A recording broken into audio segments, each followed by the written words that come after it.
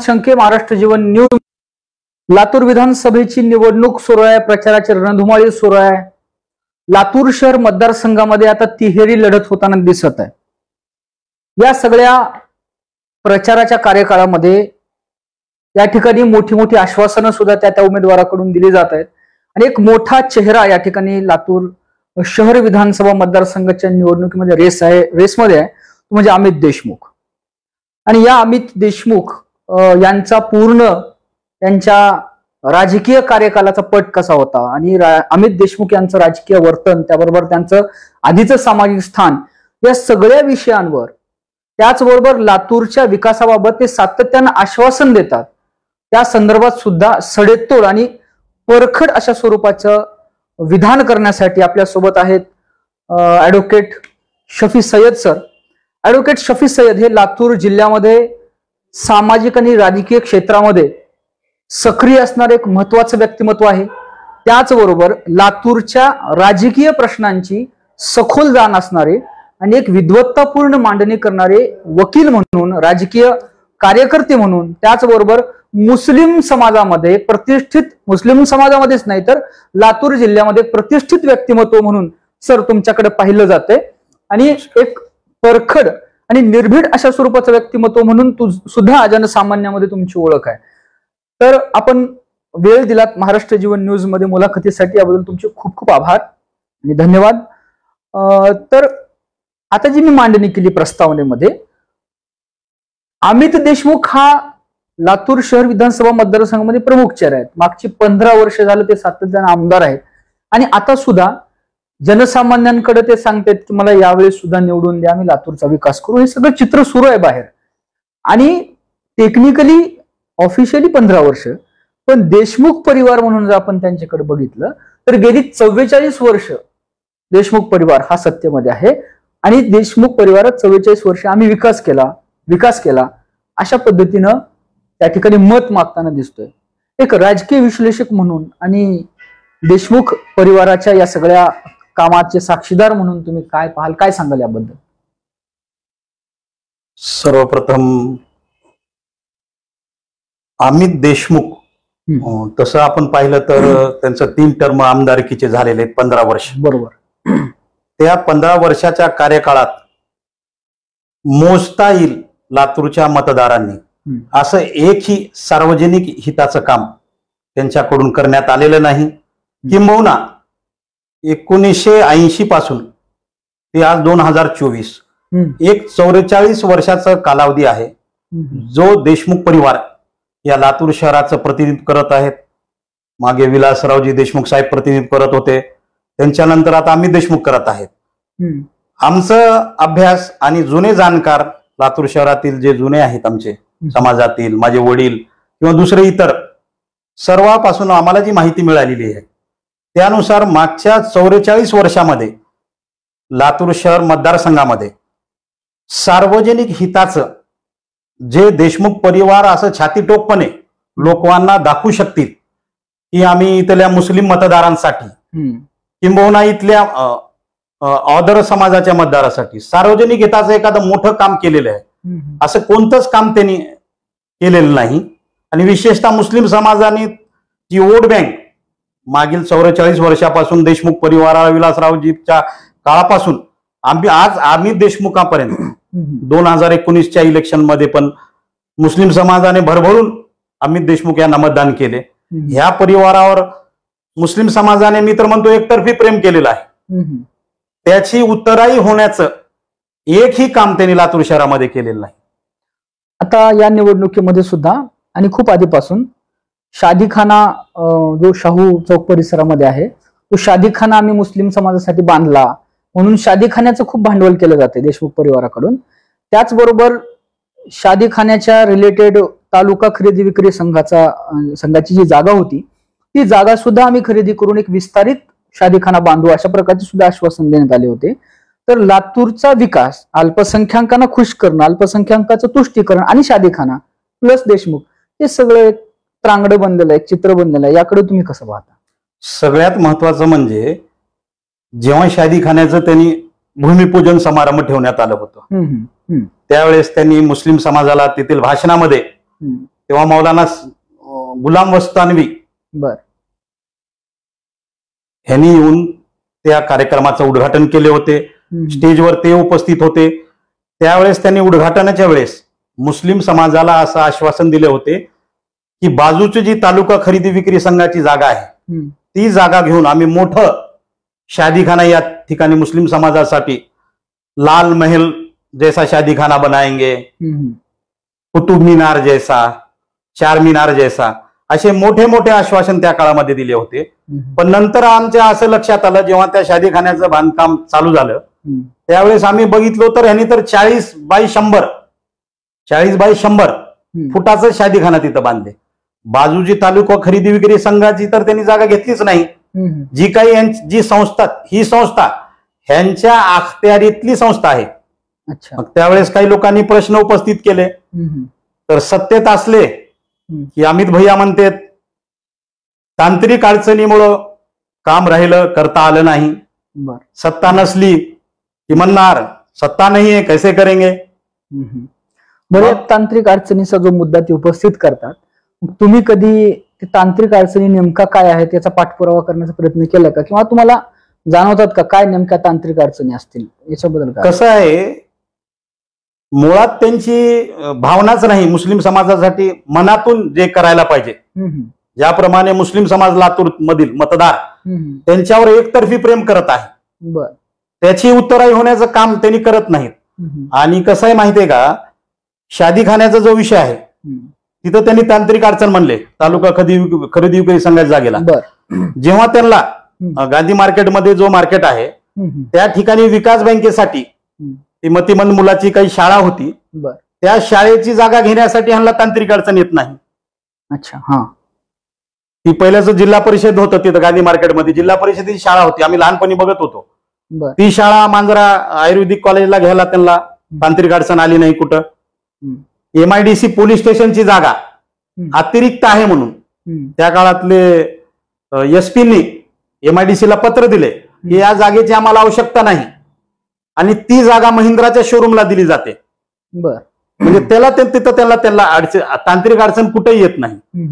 MIDC मध्ये VDF-च्या नावावर शेकडो एकर जागा कवडीमोल भावामध्ये अक्वायर केलेली, भूसंपादन केलेले शेतकऱ्याचे उपजीविकेचे साधन बंद करून गरज नसताना भूसंपादन करायला लावून हरंगुळ, खंडापूर, चिंचुलरावाडी या 3 गावामध्ये आवश्यकता नसताना भूसंपादन करून शेकडो एकर शेतकऱ्याच्या जमिनी VDF-ला, मांजरा विज्ञान केंद्र अशा वेगळ्या वेगळ्या त्यांच्या संस्थेच्या नावाखाली कवडीमोल भावामध्ये त्यांनी घेतले.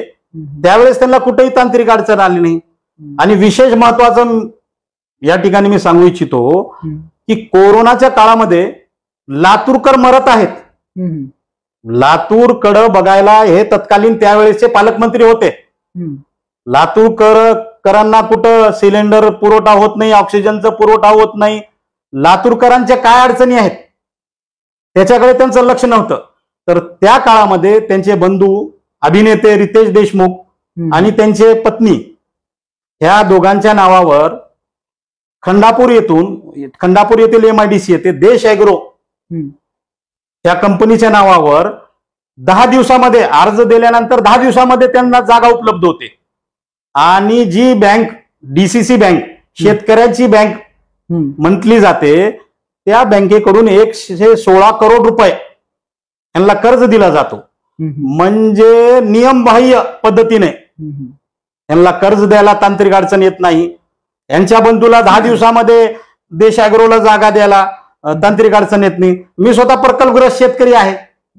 माझी स्वतःची 25 एकर जमीन MIDCत गेलेली आहे हरंगुळमध्ये. माझं मागील 12 वर्षापासून माझं अर्ज तिथं प्रलंबित आहे त्या MIDC मध्ये. मी उद्योगासाठी जागा मागितली होती. माझं 12 वर्षापासून अर्ज प्रलंबित असताना मी प्रकल्पग्रस्त शेतकरी असताना मला जागा उपलब्ध करून देत नाहीत MIDC वाले. आणि अमित भैयाच्या बंधूला 10 दिवसामध्ये 25 एकर 30 एकर जागा उपलब्ध करून देतात. आता तुम्ही DCC बँकेचा मुद्दा उपस्थित केलाय तर त्या अनुषंगाने एक प्रश्न विचारतो. DCC बँक ही तशी सहकार तत्वावर आधारित बँक आहे आणि बरेचदा समाजामधून विशेष करून अल्पसंख्याक समाजामधून अशी मागणी होती की बाबा डीसीसी बँकेवर आमचा प्रतिनिधी नाही. त्या ठिकाणी एकीकडे अमित देशमुख हे दलित आणि मुस्लिम अल्पसंख्याकाच्या मतावर निवडून येताना दिसतात. देशमुख परिवाराचं सगळं राजकारण त्यावर आधारलेलं आहे, हा स्टडी सांगते. दुसरीकडे डीसीसी बँकेवर कुठल्याही प्रकारे दलित किंवा मुस्लिम संचालक म्हणा किंवा कुठलेही प्रतिनिधी दिसून येत नाही. या गोष्टीकडे तुम्ही कसं पाहता? म्हणजे लोकांमध्ये हा रोष आहे म्हणतात, लोक या विषयावर बोलतात. आताची माहिती आणि जुन्या काळात जी माहिती घेतलेली आहे त्यानुसार लातूर जिल्हा निर्मिती झाल्यापासून आजपर्यंत मुस्लिम समाजाच्या एकाही व्यक्तीला त्यांनी डीसीसी बँकेवर डायरेक्टर म्हणून घेतलेलं नाही. चेअरमन, व्हाईस चेअरमन तर ही खूप लांबली गोष्ट आहे. आणि जेव्हा माझ्या वडिलांनी जी मला माहिती दिली त्या हिशोबाने, उस्मानाबाद जिल्हा असताना लातूर जिल्हा होण्याच्या अगोदर माझे वडील शेवटचे डीसीसी बँकेचे डायरेक्टर होते. ते फेडरेशनचे चेअरमन होते, जिल्हा परिषदेचे सदस्य होते. ते फेडरेशनचे चेअरमन असल्यामुळे त्या काळामध्ये स्वीकृत सदस्य म्हणून ते डीसीसी बँकेचे डायरेक्टर होते. म्हणजे ते शेवटचे सदस्य होते डीसीसी बँकेचे डायरेक्टर त्या काळामध्ये, उस्मानाबाद जिल्हा असताना. लातूर जिल्हा झाल्यापासून तर त्यांनी एक पण मुस्लिमाला इथं संधी दिलेली नाही. बर, हा ठीक आहे. डीसीसी बँकेमध्ये हा रोष आहे जो तुम्ही मांडलात. आता प्रत्येक निवडणुकीला 15वं वर्ष आहे, म्हणजे हॅट्रिक अमित देशमुखांनी केली. सलग 15 वर्ष ते आमदार राहिले आणि त्या पूर्ण कार्यकाळामध्ये ते उजनीचं पाणी आम्ही लातूरला आणू, लिंबोटी धरणाचं पाणी आम्ही लातूरला आणू, अशा प्रकारे पाण्यावर राजकारण करताना दिसतात. हा खूप मोठा इश्यू आहे, आता सुद्धा तो चर्चेला जातोय. आणि याला लागूनच एक दुसरा असा प्रश्न आहे की त्या ठिकाणी धनेगावचा जो डॅम आहे, धनेगावच्या डॅमचं पाणी बरेच वेळा ऊसाच्या शेतीसाठी वळवलं जातं. आणि इथली ऊस निर्मिती प्रक्रिया, ऊसाची लागवड आणि देशमुखांचे कारखाने आणि त्या पाठीमागचं आर्थिक गणित, हे सुद्धा जे चित्र आहे ते मोठं आहे. तर उजनीच्या पाण्यावरचं राजकारण करणं आणि एकीकडं ऊसाला त्या ठिकाणी कॅश क्रॉप म्हणून आपण त्याच्याकडे पाहतो, त्याला पाणी पुरवठा करणं, दुसरीकडं लातूरकर हे तहानेने तडफडत असतात. तर या सगळ्या गोष्टींकडे तुम्ही किती गांभीर्यानं पाहता आणि याचं विश्लेषण कसं कराल? हे होताना दिसतंय. पाण्याचा प्रश्न आहे, अमित देशमुख तो प्रश्न सातत्यानं म्हणतात की आम्ही उजनीचं पाणी आणू, दुसरीकडे धनेगाव डॅमचं पाणी वळवलं जातं. काय वाटतं? हो, त्यांची तर खूप आश्वासन आहेत. मागच्या 3 टर्म पासून त्यांनी आश्वासन देत आहेत. सोशल मीडियामध्ये तर खूप व्हिडिओ फिरत आहे सध्या. पहिले इलेक्शन मध्ये त्यांनी म्हणले लिंबोटी धरणाचं पाणी, मग नंतर म्हणले मन्याड धरणाचं पाणी. ते हातवारे करून वेगळ्या वेगळ्या पद्धतीने सांगतात. आणि आपल्या नळाच्या तुट्या तुम्ही तयार ठेवा, उजनीचं पाणी एका महिन्यामध्ये येणार आहे. पाणी येईल आणि ती तुमची तुट्टीच राहणार नाही, त्यासाठी काळजी घ्या लातूरकरांनो. असे मोठमोठे वल्गना, मोठे मोठे आश्वासन लातूरकरांना त्यांनी दिलेले आहेत. तुम्ही जसं म्हटल्याप्रमाणे ह्यांच्यामध्ये लातूरकरांसाठी काही चांगलं काम करण्याची ह्यांची भूमिकाच ह्यात त्यांच्या एकूण कारकीर्द कामावरून असं दिसून येते. आणि आमचं तर म्हणणं असं आहे, तुम्ही जसं प्रश्न केलात की आम्ही तर म्हणतो की धनेगाव डॅमचं पाणी पूर्ण त्यांनी स्वतःच्या कारखान्याला घ्यावं आणि लातूरकरांची ताण भागवण्यासाठी उजनीचं पाणी लातूरकरांना आणून द्यावं त्यांनी. आमचं काही त्याला ऑब्जेक्शन नाही. शेतकऱ्यांना ऊसाचं उत्पादन घ्यावं त्यांनी, धनेगाव डॅमचं पूर्ण पाणी त्यांनी त्यांच्या ऊसाच्या कारखान्यांना ऊस उत्पादन शेतकऱ्याला द्यावं, त्याच्यामध्ये आमचं काही विरोध नाही. फक्त लातूरकरांची ताण भागवण्यासाठी त्यांनी जे मागील 15 वर्षापासून आश्वासन देत आहेत त्यानुसार उजनीचं पाणी लातूरकरांना आणून द्यावं अशी आमची मागणी आहे. बघा, या निवडणुकीमध्ये अमित देशमुख यांच्या व्यक्तिमत्वाला घेऊन विरोधकांकडून एक प्रतिमा तयार केली आहे असं म्हणूया, किंवा जनसामान्यांमध्ये ती भावना आहे, दोन्ही असू शकतं. त्यांच्याकडं प्रिन्स म्हणून पाहिलं जातं. त्याचबरोबर अमित देशमुख ज्यावेळेस लोकांमध्ये वावरतात त्यावेळेस एक वेगळा अहंकार त्यांच्यामध्ये आहे असंही लोकांचं म्हणणं आहे. अनेक सोशल मीडियावर पोस्ट तशा स्वरूपाच्या येतात. तर या प्रिन्सपणाकडे, अमित देशमुख यांच्या प्रिन्स प्रतिमेकडे तुम्ही कसं पाहता? माझ्या तर माहितीमध्ये किंवा प्रिन्स म्हणजे मला असं वाटतं की जे जुने राजे महाराजांचे वंशज जे असतात, राजपुत्र वगैरे, त्यांना प्रिन्स म्हटलं जात आहे. माझ्या माहितीस्तव तर असं काही यांनी राजघराण्याचे सदस्य नाहीत अमित देशमुख. वंशज पण नाहीत असे जसे आपले छत्रपती उदयनराजे आहेत किंवा छत्रपती संभाजीराजे आहेत, कोल्हापूरचे राजघराणे आहे, साताऱ्याचे राजघराणे आहे. आमच्या तर माहिती तर असं कुठं यांचं घराणं आहे म्हणून असं आम्हाला तर काही माहिती नाही. पण लोक म्हणतात तोंडामध्ये सोन्याचा चमचा घेऊन जन्मलेले अमित देशमुख असेही विरोधकांकडून टीका होते. त्यांची मग हे त्यांचं उद्धतीकरण आहे का त्यांचं डिमोरलायझेशन आहे, काय वाटतं तुम्हाला? नाही, मला जी माहिती आहे मला वाटतं 1974-75 काहीतरी अमित देशमुखांचं जन्म असेल. अच्छा. आणि त्या काळामध्ये त्यांच्याकडे सोन्याचा चमचा होता म्हणून अशी तर माहिती नाही मला. माझ्या जे ऐकण्यात आहे की त्यावेळेस विलासरावांची परिस्थिती तेवढी काही म्हणजे आर्थिक सबळ नव्हते ते. आणि त्या काळामध्ये जेव्हा त्यांनी 1977-78 मध्ये माझ्या वडिलाच्या मजूर सोसायटीवरून 77-78च्या दशकामध्ये माझ्या वडिलाच्या मजूर सोसायटीवरून विलासरावजी देशमुख साहेब मजूर सभासद म्हणून ठराव देऊन डीसीसी बँकेवर डायरेक्टर झाले त्या काळामध्ये. आणि ते डायरेक्टर झाल्यानंतर मग ते शिखर बँकेचे डायरेक्टर झाले.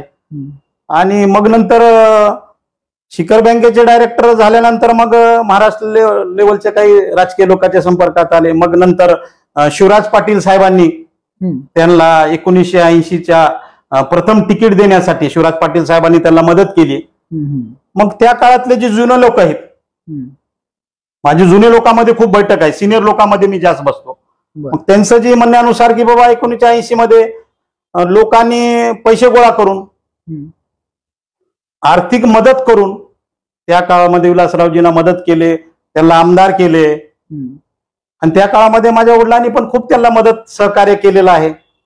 आणि डायरेक्टर साठी ठराव देताना डीसीसी बँकेचे होण्यासाठी खूप रिस्क घेऊन त्या काळामध्ये खूप मेहनत घेऊन खूप लोकांसोबत दुश्मनी घेऊन त्यांना मदत केलेली आहे त्या काळामध्ये. बरं, ही बाजू एक आहे. पण अमित देशमुखांकडं म्हणजे आता ज्यावेळेस आम्ही लोकांमध्ये जातो, लोकांची प्रतिक्रिया घेतो, त्यावेळेस लोकांचं म्हणणं असं असतं की अमित देशमुख आणि त्यांचे बंधू सुद्धा, म्हणजे आता मागच्या टर्म मध्ये धीरज देशमुख यांनी टर्म पूर्ण केली, तर हे सुद्धा एकदा निवडून दिलं की ते मुंबईला जातात आणि त्याच्यानंतर मतदारसंघामध्ये फिरत नाहीत.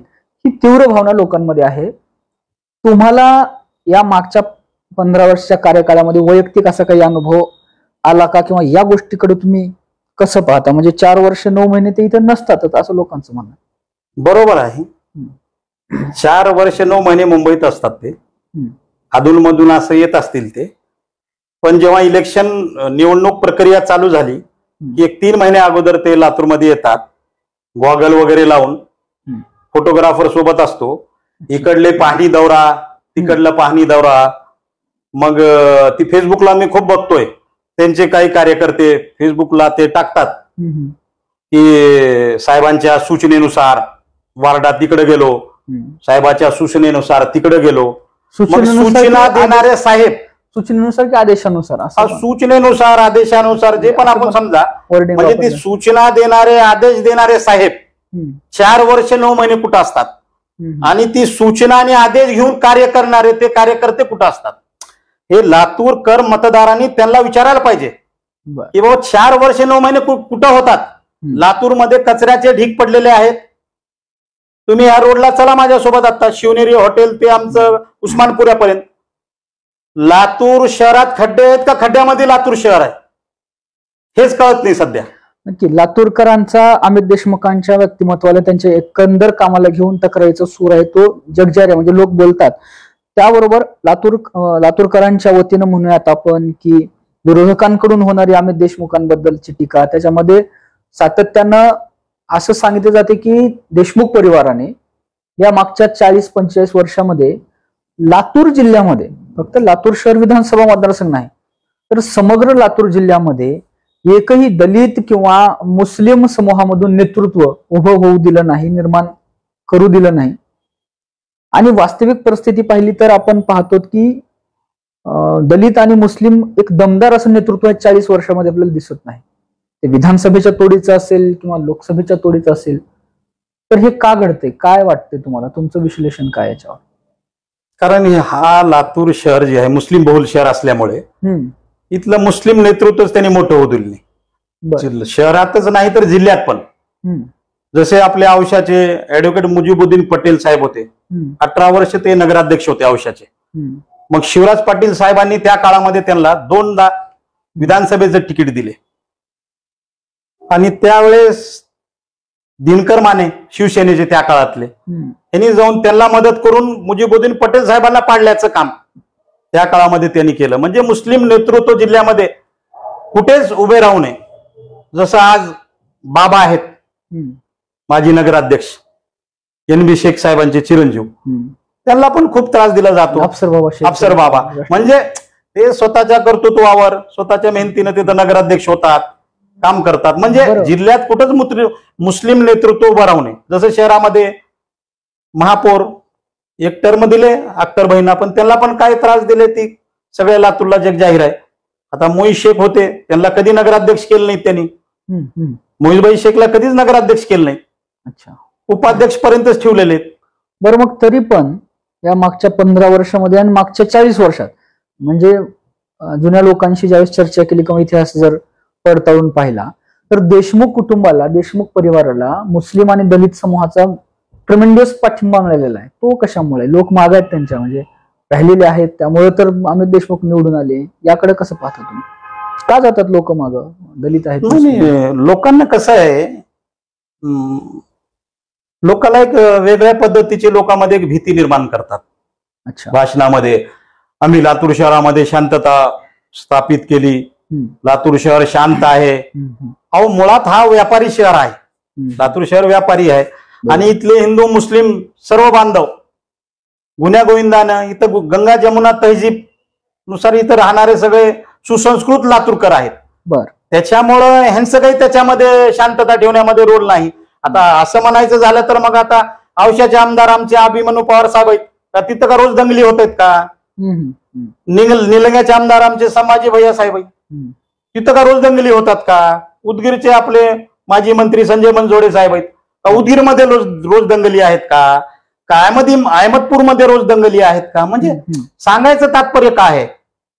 म्हणजे लोकांमध्ये एक वेगळीच भीती निर्माण करून मुस्लिम आणि दलित समाजामध्ये इस्लाम खतरे में है, दलित समाजाला म्हणायचं संविधान खतरे में है. अरे खतरे में कुछ नहीं भैया, आपकी सीट खतरे में है. बरं, काँग्रेसचे काही समर्थक त्याचबरोबर देशमुख परिवाराचे सगळे लोक हे देशविलास, स्वर्गीय विलासराव देशमुख यांना विकास पुरुष असं संबोधतात. ते त्यांच्या बॅनरवर वगैरे आपण दिसतं. आणि त्या ठिकाणी लातूरचा विकास देशमुख परिवाराने केला, लातूरचा विकास म्हणजे देशमुख परिवार असा नरेटिव्ह आपण म्हणूयात सेट करण्यामध्ये देशमुख परिवार कुठेतरी सक्सेस झालेला आहे. तर लातूरचा विकास आणि देशमुख परिवार ह्या गोष्टींकडे तुम्ही कसं पाहता? लातूरचा विकास करण्यामध्ये किती योगदान आहे देशमुख विकास? म्हणजे ही लातूर शहर ही पूर्वीच्या काळापासून सोनवणे साहेबाच्या काळापासून ते डालडा फॅक्टरी आहे, सूत गिरणी आहे. लातूर पहिल्यापासूनच हा एक व्यापारी शहर आहे. लातूर शहराची जी ग्रोथ झालेली आहे नॅचरल ग्रोथ आहे. जसं लातूरमध्ये शाहू कॉलेज आहे, शैक्षणिक शहर आहे. मग इथं ट्युशन एरियामध्ये क्लासेस आहेत मोठेगावकर सरांचे वेगळ्या वेगळ्या. मग असं म्हणावं लागेल की शाहू कॉलेज ह्यांनी स्थापन केलं का? डालडा फॅक्टरी ह्यांनी आणली का? सूतगिरणी ह्यांनी आणली का? आणि ते मोठेगावकरचे सरांचे क्लासेस का ह्यांनी जाऊन घेतात का तिथं? म्हणजे विद्यार्थ्यांना ह्यांनी शिकवतात का? म्हणजे ह्यांचं काय योगदान लातूरच्या विकास? का मोठमोठे उद्योगधंदे MIDC मध्ये कुठं आणले ह्याने लातूरकरांना रोजगार उपलब्ध करून देण्यासाठी? किंवा शहरामध्ये दाखवता येईल असं कोणतं असं उद्योग, कोणतं प्रोजेक्ट, कोणतं शहरात असं त्यांचं कार्य आहे की ज्याच्यामुळं लातूर शहराला एक भरभराट आली की ह्यांनी हे काम केले आणि त्याच्यामुळे शहराची भरभराट झाली, असं एक काम त्यांनी दाखवावे.